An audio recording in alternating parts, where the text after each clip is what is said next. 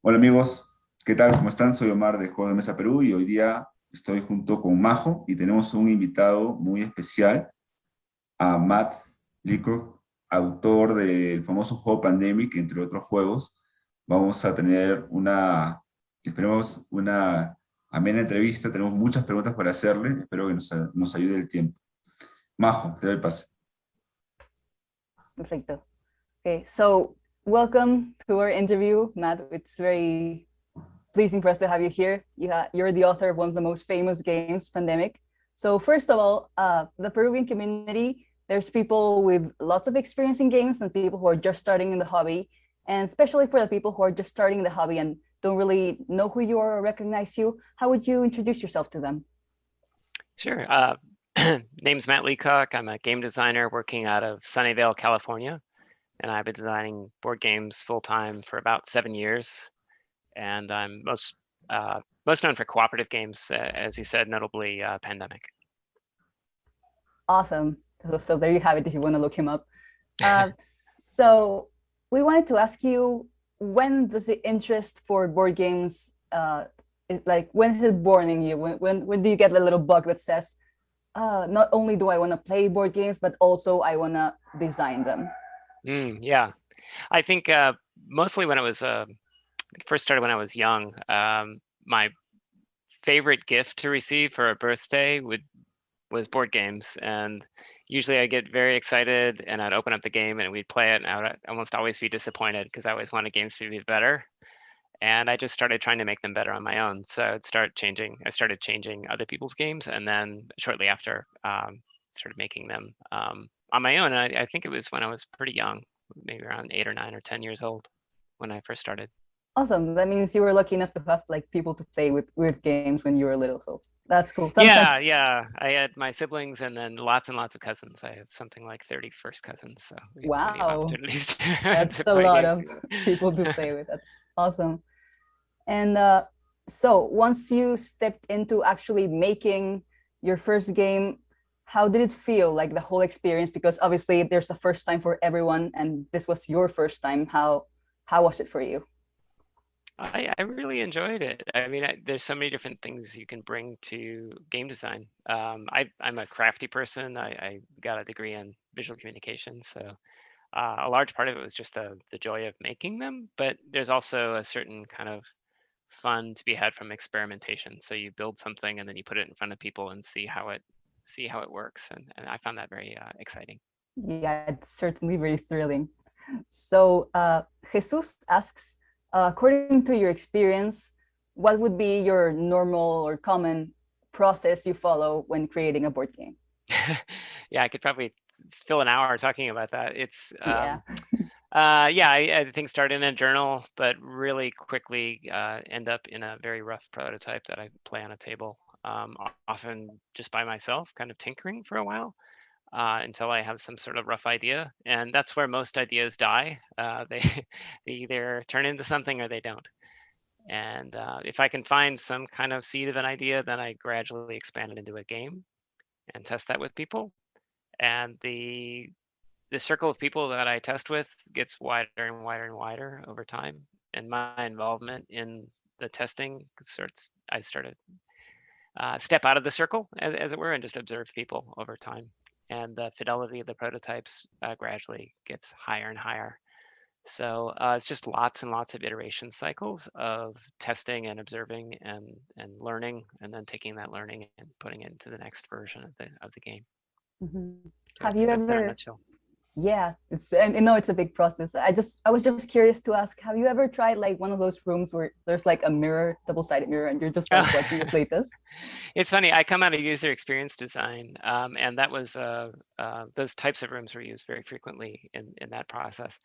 I tend to prefer doing blind testing, where I'll send a prototype out to people and they play it in their own homes, and they record themselves using their own equipment in many cases. And so they're far more likely to forget that the cameras are running if it's just their phone on the table. and I get a much more naturalistic, true to life, I think, test, because it's people playing on their own tables with their own They don't friends. feel observed by strangers. Yeah. Yeah, because it really has a big effect. Earlier on, I'll be playing with people and changing the game, and it's very participatory.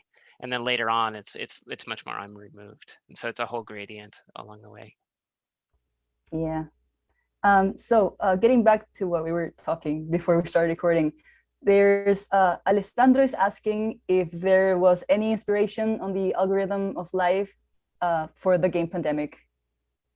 I think there was a little bit. I recall it now. It's Conway's Game of Life, and yeah, it's sort of like this notion of very simple rule sets that can lead to exponential complexity, or bigger complexity. And I think that when I saw that game and those simulations, it was very intriguing, just because it's very appealing to board game designers, because it's a very simple rule set that anybody can understand, and it has these emergent behaviors.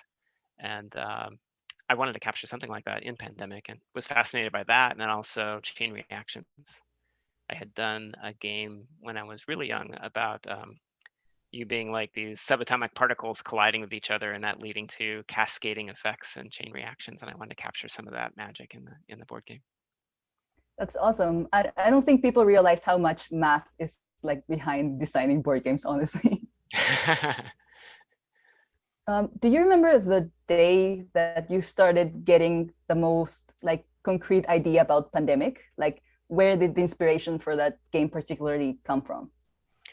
I do remember taking a walk with my my eldest at the time. I was pushing a baby stroller around, and came back probably in a dad fog, and had some ideas that I sketched out on a piece of newsprint, and just started tinkering around with them, with a deck of cards and some wooden cubes and so on. And that's where I stumbled into some of the core ideas. Like I said, you just kind of tinker around with things, and sometimes you discover something and sometimes you don't.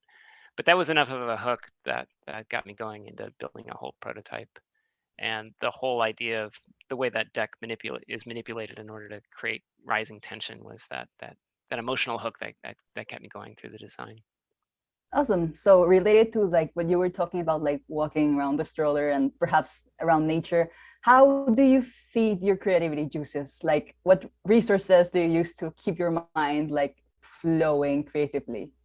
Yeah, I mean, I do a lot of reading. Walking is a really useful thing, just to get out, and taking breaks and stepping away, switching contexts helps. If I'm just working on the same project endlessly, I get in a rut pretty quickly. I also find it extremely helpful to do testing with other people, because I get too much in my own head and I think like I understand how the system works. It's only when I put it in front of other people and see their reaction to it, and see the problems, um, that I can see them crystallize, and those problems then naturally lead to solutions.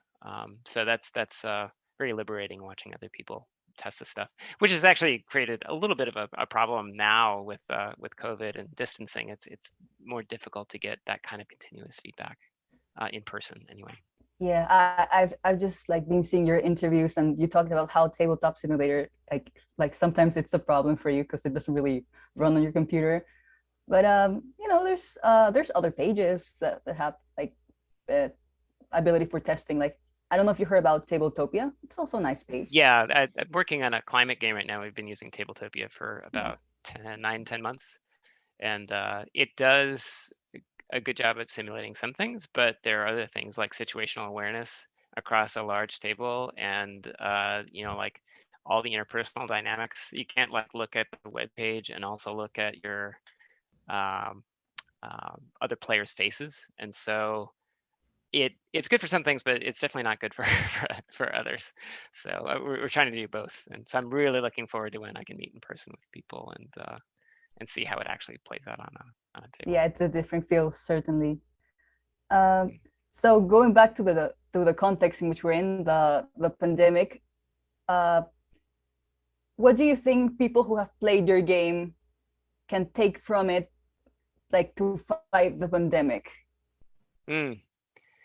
Yeah, I think it's maybe an introduction to virology, but it's not a simulation. So I wouldn't actually recommend the game to try to understand how to fight the disease, except that it does help players who are playing it practice skills of cooperation and communication and coordination and all that sort of thing. And I think that's the type of thing where it's like the message of the game is it takes everybody working together in order to fight back against the disease. I think that's probably the biggest message. So in fact, some medical schools have used it to try to teach doctors and medical teams to communicate with each other better, and have graded them on how well they communicate. Then you share that feedback, and then they play again, and I think that's one of the things that is really useful.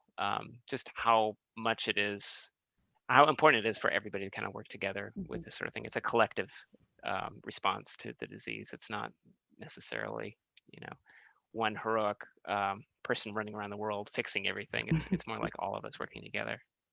Yeah, honestly, I think like players who play Pandemic might be doing a better job than some governments. So congratulations on that. And how did you think about doing a legacy game from Pandemic? Like, what got you to legacy games? I had played Risk Legacy when it came out and thought that was pretty amazing. And when it came time to think about different ways to expand the Pandemic game line, I was talking with the publisher, and we thought it would be fun to do a dice version of the game and a card version of the game and so on. And then I think they mentioned a legacy version, and I just kind of laughed at the time. It seemed like it would be too hard, too big a project, and I couldn't wrap my head around it. And I was working at a startup at the time, and I just kind of shelved the idea. But then one day I took out a notebook and started thinking about, well, what would that look like? And I just furiously started writing down all these ideas and thought, wow, this could be amazing. And shortly after that, I got in touch with Rob Davio, who had done Risk Legacy, and asked him if he wanted to collaborate. And he said yes, and we just ran from there. Just started working on it. Yeah, it's always great to take on a challenge, right? Yeah, yeah. I mean, it was a challenge. That first game took 15 months, and then each successive game after that took longer. I think the third game took over 2 years to design. Wow. Yeah.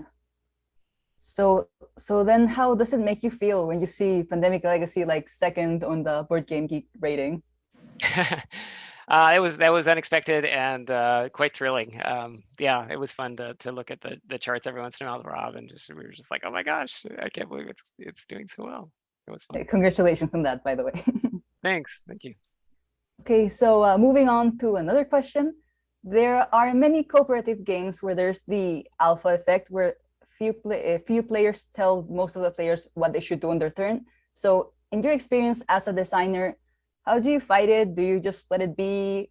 How can one design so that one has more control over what the players can or can not do based on the alpha effect?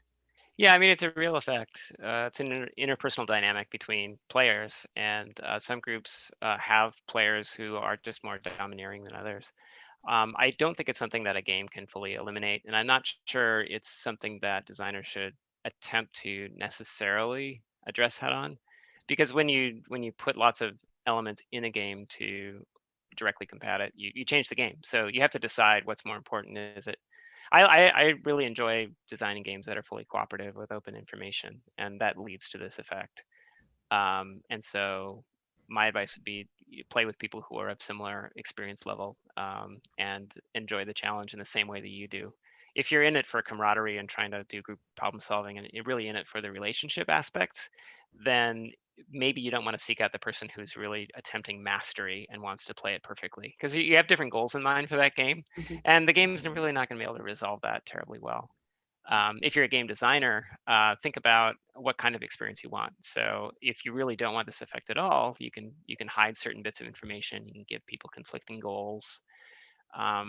You can put people under time pressure. You can give them more information than they can possibly handle on their own. And all those techniques work, but they do change the nature of the game. So it's there's a cost to it. So I guess different bits of advice for players. I'd be like, hey, find games that work well with your group, and for designers, decide what kind of experience you want to offer players, and then design for that very intentionally. That's very good advice. Thank you. Sure. Yeah. Also, we wanted to know what were your top games right now that you haven't made? Because we Oh, know you love your games, right? So I can tell you the stuff that we play a lot. Like let's see. We've been playing a lot of Yellow Yangtze, which is Reiner Knizia's sort of second take on Tigers and Euphrates, which is another game that we really like here. There's one called another Knizia game, El Dorado, which adds a lot of like a racing game with deck building. I'm looking forward to going back to Clank Legacy because I like the creative aspects of deck building. Trying to think what else. Play a lot of. Used to play a lot of Telestrations. So it's just a fun one to go to. And then when introducing new people to games, we play a lot of Just One because it's so easy to explain and it's easy to play over Zoom. A lot of stuff on BGA. So yeah, but it's always changing. My kids really love Bonanza. I think because it's a creative kind of co-opetition sort of environment. Yeah, you have a big range of games that you play. That's awesome because you don't get bored of one and you just like keep rotating. Yeah. I tend to favor stuff that you can play like in 90 minutes or less. I don't play much of the really heavy stuff. And so I'm about to ask you the question that no one likes to be asked, but if you could choose right now one of your favorite games, which one will you pick? Like the ones you made. There's a to play or to like be known for, or I mean like to play right now. There's a dexterity game I'm working on that I just really love playing.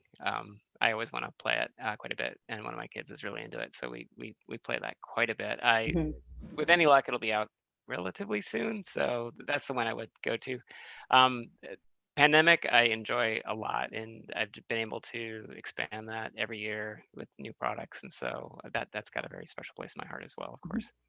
So considering that like during playtesting, you probably get to play the games hundreds and hundreds of times, do you ever just take a break once the game is published and then just return to it so that you, I don't know, have a break from it? Yes, it's kind of strange that you play it so much during development that once it's out, you've moved on to, at least for me, I've moved on to the next one, and I'm playing the new game, and so it's pretty rare that I go back and play stuff that that's already been published, honestly, because I've got this pipeline of projects, and I'm just always working on the new thing. And then when it's time to play a game for recreation, I don't generally want to turn to my stuff unless people ask me, can you teach this? I would rather play something else because otherwise it does feel like work to play my own to some extent. I'm just a little too close to them. Yeah. So would you say you spend more time playing games or creating games in general in your life? Oh, definitely creating games. Yeah, it is what I do for a living now. So I do fill up my days designing and creating. And I was curious to ask, what analogy would you say applies to you when it comes to the process of like moving on from an idea to a prototype, or maybe from a prototype to getting the game out? For example, I've had people tell me they feel like they're giving birth to their game. No, I would say it's not that. Although I can kind of understand that. In some cases, we've like talking with Rob Davio, it feels a little bit more like a marathon. You have to pace yourself and know that it's a very long process and set milestones. We always joke about the first 80% is done. Now we just have the next 80%. And generally when that's done, we just got the next 80% to do because there's just so much work involved. So the marathon analogy comes up. As an occupation, I liken myself to sort of like a book author where you come up with early drafts that are terrible and then you gradually make them less terrible. And there's a lot of iteration, and the relationship with the publisher is similar. But then also a little bit like a scientist. You develop something and then you put it in front of people and see, you get this like laboratory-like environment and see how the experiment goes. So those three are pretty useful. Yeah, testing on the world is quite an experience. That sounds nice. The scientist one, I like it. Yeah. What else? Do you have any curious story or anecdote that's ever happened to a fan of your games, like in conventions or by mail? Anything you'd like to tell us? I've lost count of the number of people who have proposed using the legacy games. I think it's about a half dozen people now have actually put little rings inside the boxes and done all sorts of like custom cards so that they're would-be fiance discovers the thing through the experience. I just found that the games have tended to bring people together. It's I've watched this with local game groups here, where people have loose ties, but then they meet together, once a week, every week for months on end. It just tends to bring folks together, and I think that's really great. So I've heard a number of those anecdotes, which I just love. It just makes the work very rewarding to hear. Yeah, it's like, wow, I made that happen. That's a very nice thing about yeah, games. yeah. So you were telling us about the dexterity game you're working on right now.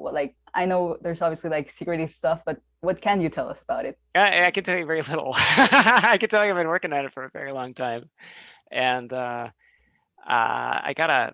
a tech shop nearby that had a laser cutter, and I started doing some laser cutting on that thing. I think it was 3 or 4 years ago.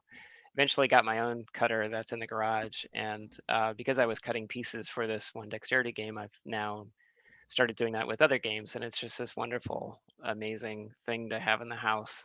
Now the family's using it for crafty projects and so on. So that's one of the knock-on effects of working on that. I feel like I'm a little more adept at making things that are toy-like, and that led to games like Era. Era, yeah, where I could Beautiful. build that stuff, and it's really fun to work in that third dimension. And I think it helps play up the nature of board games, because they're physical things that you can interact with, and you might as well make them fun to play with. I think Omar wanted to ask something. So, ¿tenías alguna pregunta? Sí, Matt, ¿has pensado continuar o ya parar con el tema del pandemic? ¿O crees que todavía se puedan hacer más cosas con este universo de pandemic? Okay, so he's asking if you plan on still like working on the pandemic universe by getting new titles out, or if you're moving on to new things at the moment. There's a lot planned for pandemic, so I'll be continuing to work on that for quite some time. Yeah, there's a pretty rich roadmap of products planned. So I enjoy it, and I'll keep doing it as long as people want more.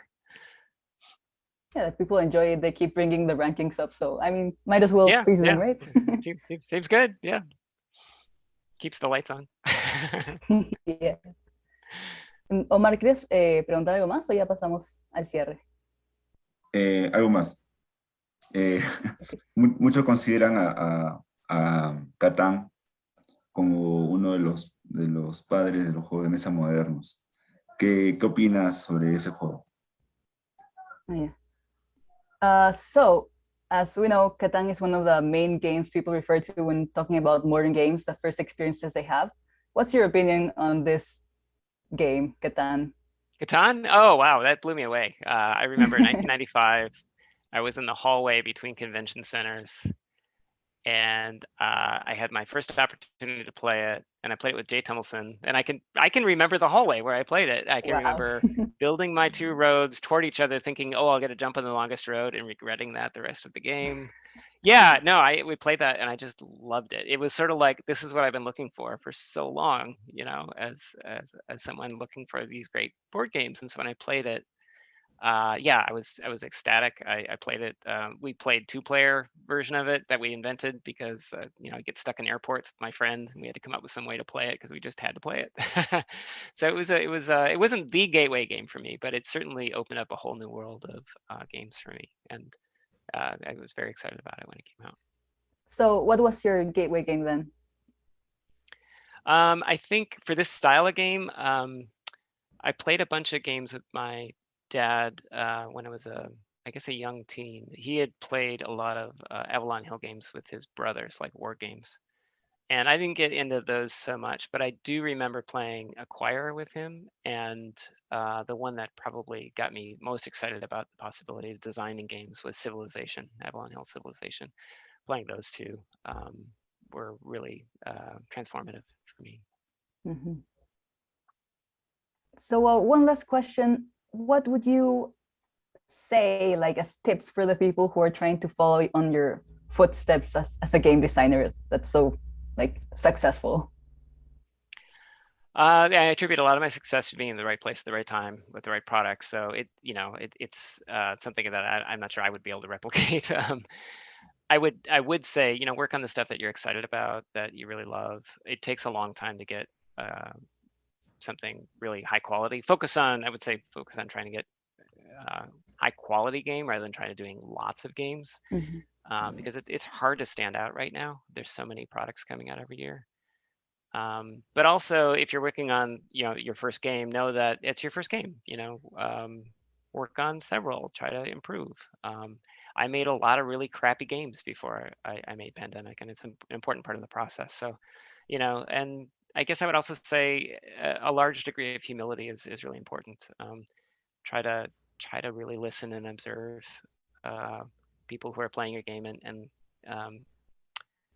try to take constructive criticism for what it is, and be open to suggestions and so on. So I don't know, there's a collection of stuff there, but Very important stuff. Yeah. Omar, ¿quieres hacer el cierre o algo más?